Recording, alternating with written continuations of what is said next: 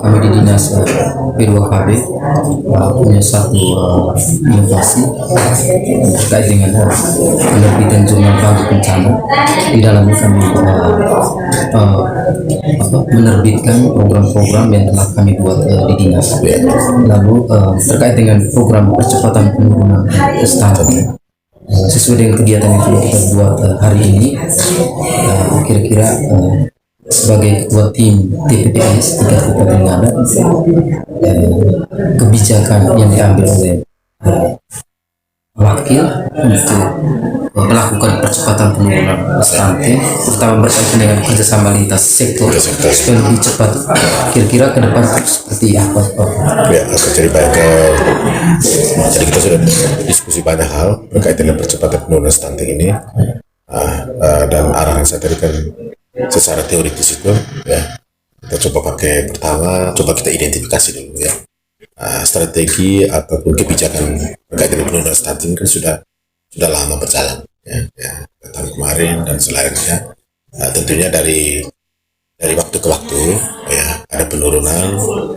Kita maunya turun itu agak drastis ya, Tentunya pertama ya, ketika semua instansi yang terlibat langsung dalam penanganan penurunan stunting ini paham betul tantangan-tantangan yang dimiliki, pembelajaran yang didapat dalam perjalanan ini. Jikalau itu berdampak pada sebuah kebijakan dan anggaran ya, pastinya kita akan coba melakukan itu ya. Kita akan coba melakukan itu, dan dukungan anggaran dan kebijakan politis itu harus ya. Jadi bahkan kita diskusi berkembang itu misalnya di dinas peternakan tadi dengan membantu mereka ayam misalnya 2-3 ekor atau 2-3 induk misalnya, terus dengan jantan ya, misalnya 5 induk 1 jantan ya, itu kan kecil sebenarnya ya. Terus kita perbanyak ya. Terus ada mungkin dari dinas pertanian misalnya untuk sayur-sayur ya yang ada di kintal-kintal atau di kebun, kita bisa intervensi dengan hal-hal seperti itu. Atau untuk sosialisasi ke tingkat bawah ya, tentang pemahaman orang tua terkait stunting ya, bagaimana cara untuk mengatasinya. Tentu kita akan lakukan seperti itu ya. Ya ini bukan isu hanya di Ngada, bukan NTT, tapi isu Indonesia. Isu Indonesia itu kita harus bekerja sama, dan sebagai ketua tim saya harapkan kita semua harus turut terlibat semua ya. Dari sisi agama, dari gereja misalnya, tokoh masyarakat, kepala desa ya, terus di mana ada bidang desa, ada polides, pustu, dinas kesehatan, dan semua dinas terlibat termasuk P2KB ini harus bisa kita balik, dan kita dukung full untuk menuntaskan stunting di Kabupaten Ngada. Mungkin yang terakhir, mungkin di tahun 2022 kita sudah lakukan 2 kali operasi timba ya, dan berdasarkan hasil itu ada tren yang menurun angka prevalensi stunting di Kabupaten Ngada. Mungkin kira target yang ditetapkan oleh TPS untuk tahun yang akan datang, kira seperti apa targetnya? Ya memang arahan provinsi itu kalau tidak salah itu di 2022 ini harus di bawah 10%. Ya. Di bawah 14% ya. 14%. Itu. Dan untuk hari ini kan kita nggak ada, sudah di bawah 10% ya. Kalau bisa sebesar mungkin misalnya tahun depan kita ya kalau bisa di bawah 9 atau di 8 ya malah lebih bagus lagi ya. Dan bisa itu juga menjawab di RPJMD itu nggak ada berapa persen misalnya, kita harus kita kerja maksimal dan ditekan sedemikian rupa bila perlu turun sebanyak itu ya. Mungkin yang terakhir lagi, mungkin kaitan dengan program yang sudah kita jalankan percepatan penurunan stunting dikaitkan dengan program Kantinela Paris dengan RPJMD kita, kira-kira seperti apa? Saya rasa interrelasinya ada ya, konektivitas antar kegiatan, lebih khusus dalam kaitan dengan penurunan stunting ini sangat bersentuhan langsung dengan visi dan misi pimpinan daerah saat ini ya. Sekarang kita omong tentang bayi yang ada dalam kandungan atau pasangan berusia subur ya. Di sana kan pasti butuh gizi Nah, gizi ini bisa saja gizi hewani, bisa saja gizi yang lain. Nah, ketika kita omong tentang gizi hewani misalnya berkaitan dengan ayam, ikan, ya, ataupun hewan yang lainnya. Nah, itu juga bagian dari tata kelola Paris, ya. Kalau misalnya kita bagi bibit-bibit sayur untuk tanam, itu bagian dari tata kelola Paris, ya. Termasuk membangun budaya, ya, budaya tentang misalnya hidup bersih, ya, hidup sehat. Saya misalnya tanggung jawab terhadap masa depan anak. Nah, itu bagian dari boleh dikatakan bagian dari apa namanya terkait RPJMD yang dalam visi misi yang kelima itu berkaitan dengan situasi yang berkaitan dengan budaya misalnya. Ya. Nah, dengan hal ini kan orang pasti berpikir, wah, siapa anak kalau sehat harus tidak boleh boros. Terus budaya pemboros ini mulai kurangi. Nah, ya, itu bagian dari target RPJMD juga seperti itu. Nah, itu sudah sekitar. Terima kasih Pak Wakil untuk kesediaannya. Oke.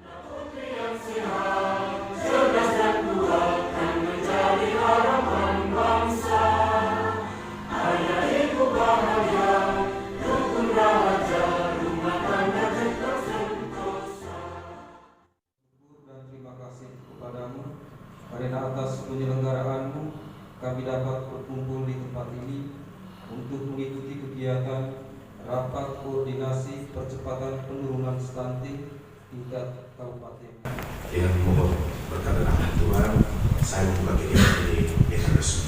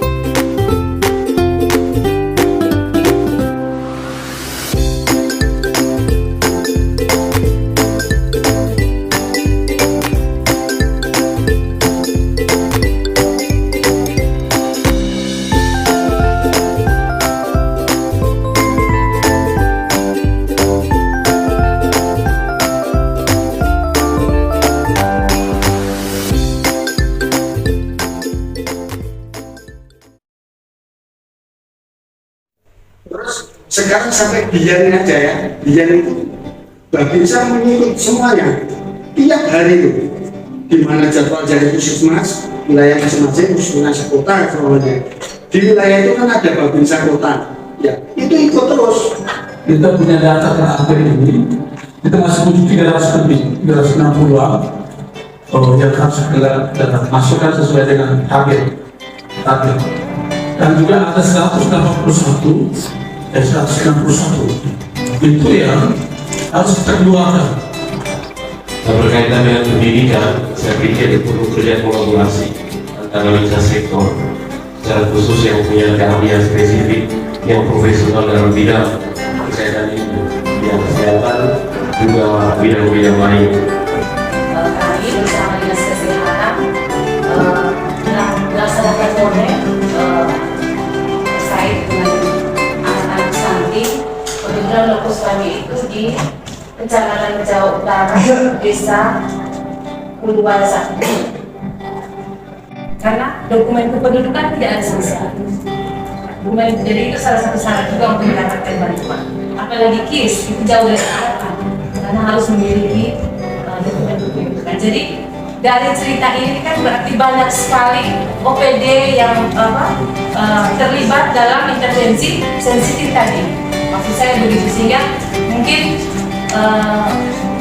bagaimana dengan pihak gereja tadi, bagaimana memberikan, apalagi dengan keluarga yang sudah punya anak sekian, belum menikah, dan kalau menikah pasti mereka bisa mendapatkan dokumen kartu keluarga dan dokumen kependudukan lain. Di Dinas Pertanian ada kegiatan kawasan pengembangan ikan yang sudah dan khusus yang masuk ke dalam BPA Dinas itu intervensinya untuk 8 desa, dan ini secara identifikasi lokasi dan penetapan sasaran ini kita juga sudah mengacu kepada desa yang atas asli yang dibedakan oleh desa dari sipil dan CPT dari tingkat identifikasi sasaran di tingkat lokasi ini kita melibatkan dulu dengan beda desa, sehingga untuk matriks ini adalah kerja di Satgas. Kita menginventarisir semua kegiatan-kegiatan yang sudah dilakukan oleh teman-teman dari istimewa kegiatan tahun 2022. Nah, supaya terus lihat, ternyata penurunan stunting di Kabupaten Ngawi karena intervensi yang kita lakukan baik. Apa kepentingan kegiatan ini? Yang pertama, dari sisi pengetahuan kita bisa tahu wilayah-wilayah mana yang kita optimal untuk intervensi dan wilayah-wilayah mana yang belum optimal, padahal dia lulus stunting. Jadi mungkin ini juga menjadi tempat yang baik berdasarkan hasil capaian pengukuran tadi yang 9,4% itu. Mungkin kita harus bisa mengevaluasi kembali apakah penurunan stunting yang dari 10,7 menjadi 9,3 ini benar-benar itu angka yang bahwa anak kita sudah bebas dari stunting, ataukah 9,4% ini itu anak-anak yang sudah stunting tetapi dia tamat dari posyandu dengan stunting. Berdasarkan dalam meningkatkan pengetahuan perhatian kepada ibu hamil sejak 2015 itu sudah ada program unggulan itu melalui 4 pokja itu dari pokja 1 sampai 4 itu ada pola asuh anak, terus kemudian UP2K untuk peningkatan ekonomi, terus ada artinya PKK untuk peningkatan gizi dalam keluarga, juga kesehatan dan HB, dan itu sudah dilaksanakan dan sudah diberikan sosialisasi juga pelatihan kepada kader di kecamatan dan juga desa, khususnya juga untuk desa-desa dengan fokus nanti sudah diberikan. Terus kemudian yang menyangkut dengan artinya PKK itu mungkin ke depan ini kami minta kerjasama dengan pertanian, perikanan, peternakan, itu karena kelihatannya mereka berapi-api pada saat mau mengadakan perlombaan. Kami di Kecamatan Jawa sudah mengundang kepala desa untuk membahas ini, itu lewat perubahan APBDes dan bulan APBDes yang kegiatannya untuk COVID-19 itu yang 8% itu kami tahun ini alihkan ke penanganan stunting. Kita bisa mengetahui sasaran-sasaran ini, kira-kira sasarannya apakah kelompok berisiko stunting atau apa.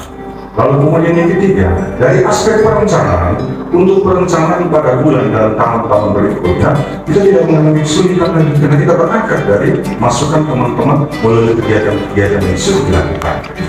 Lalu kemudian yang berikut, advokasi anggaran untuk Ibu PKK menyiapkan PMD makanan jadi untuk anak-anak stunting ya. Advokasi, nanti kegiatan ini kita tidak lakukan terpisah. Ketika ada matriks ini, misalnya teman-teman PKK ada kegiatan, kita teman-teman yang ada kegiatan yang menyangkut dengan edukasi, kita lakukan bersama-sama.